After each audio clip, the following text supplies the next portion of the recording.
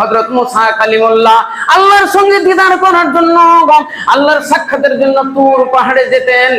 একবার তিনি আল্লাহর সাক্ষাতের জন্য তুর পাহাড়ে যেতেন, দেখছেন একটা শুকুর, একটা শিওর কুচুপানে ঘিচুপানে লটাপটি করছে নর্দমায়।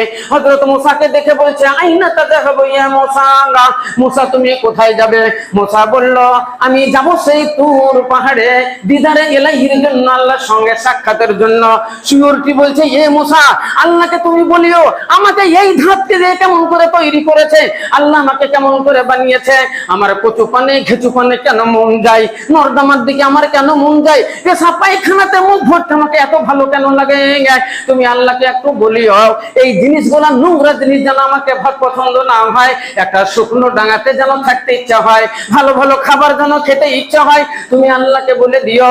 বললো ঠিক আছে আমি বলবো। আল্লাহর সঙ্গে কথাবার্তা হলো, আল্লাহর সঙ্গে দিদার হলো।